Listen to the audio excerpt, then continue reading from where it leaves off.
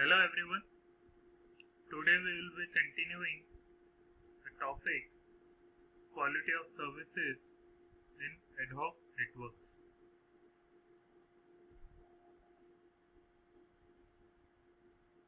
So first is cluster TDMA.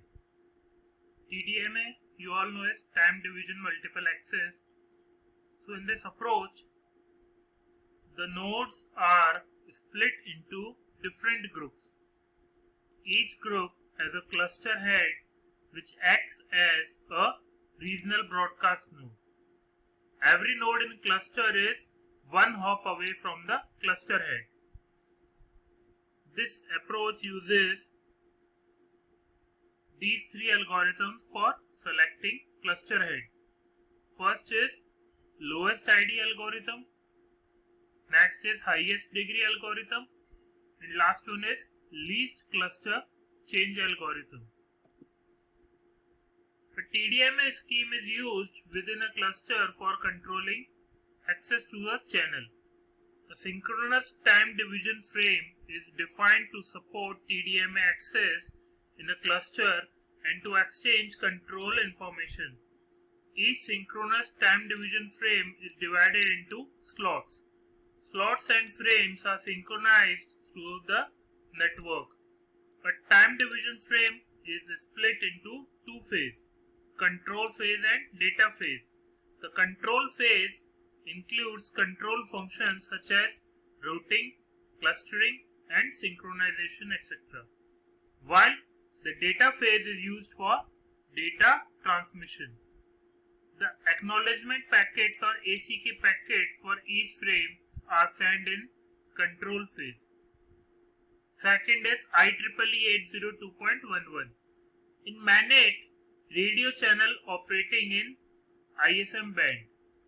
The IEEE 802.11 is a CSMA CA protocol which is mostly deployed as media access technology.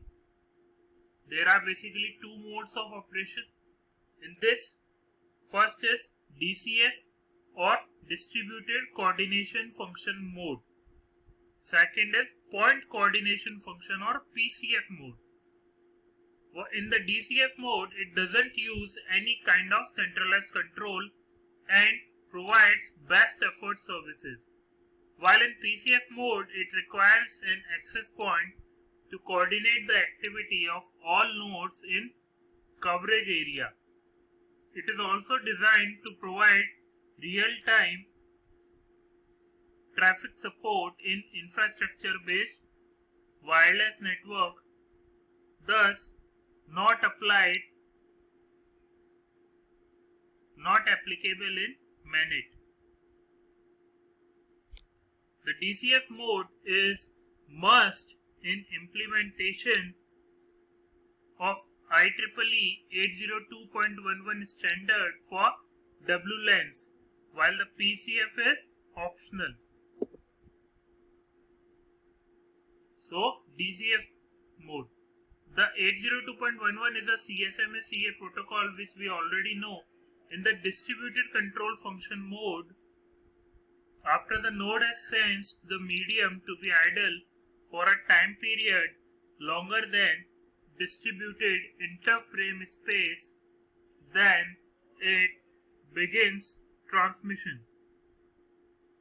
Otherwise, the node defers transmitting and backs off. When the medium becomes idle for a longer period,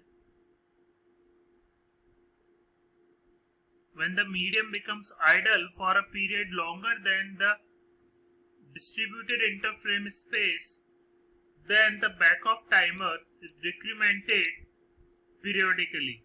The node starts transmission as soon as the timer expires. To reduce collisions, the sender and the receiver exchanges RTS and CTS packets. QS supporting using 802.11 DCF. It is a best effort type control algorithm. The duration of backoff is decided by a random number between 0 and 9 and the contention 0 and the contention window. The service differentiation can be achieved by using different values of contention window. When packets collide, the ones with a smaller contention window are more likely to occupy the medium earlier. Next is PCF or point coordination function. It was introduced to let stations have priority access to the wireless medium.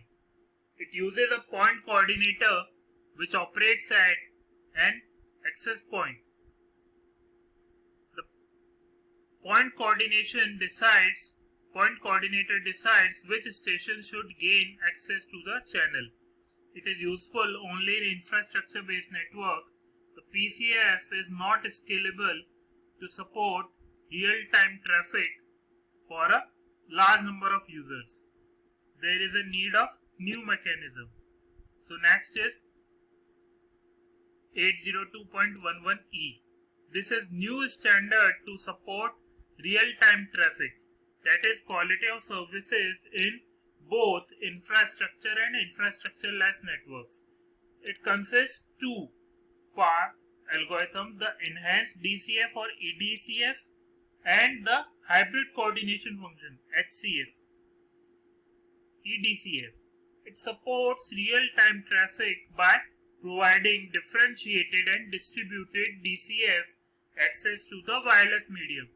Each frame from higher layer carries its user priority UP. After receiving each frame, the MAC layer maps it into an access category. Each access category has a different priority of access to the wireless, up to 8 access categories to support user priorities. Enhanced DCF. It is part of 802.11e standard. The priority of traffic categories in this are based on arbitrary interframe space or AIFS. Next is maximum or minimum contention window. Next is multiplication factor for backup window. The combination of above parameters is permitted according to the service provider needs. Although all traffic categories keep using the same DCF access method, they have different probabilities of winning the channel contention by differentiating contention parameters. Next is hybrid coordination function or HCF. It combines features of EDCF and PCF to provide the capability of selectively handling MAC Service Data Unit MSDU. It has upward compatibility with DCF and PCF. It is usable only in infrastructure-based BSS base stations that provide quality of services. The use of QoS aware point coordinator is called HC, hybrid coordinator. Next is D-base. Third one is D-base. It is distributed bandwidth allocation protocol which supports multimedia traffic of both variable rate and constant rate over ad hoc wireless networks. In an ad hoc wireless network, there is no fixed infrastructure to coordinate the activity of individual stations. For real-time traffic, a contention-based process is used in order to gain access to the channels.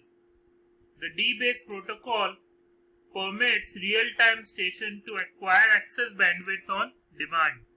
The non-real-time stations regulate their accesses to the channels according to the standard CSMA-CA protocol.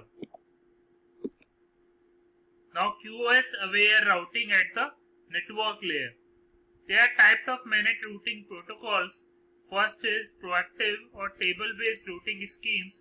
Next is reactive or on-demand routing schemes. Third is constraint-based or routing schemes. These algorithms are based on the discovery of shortest path.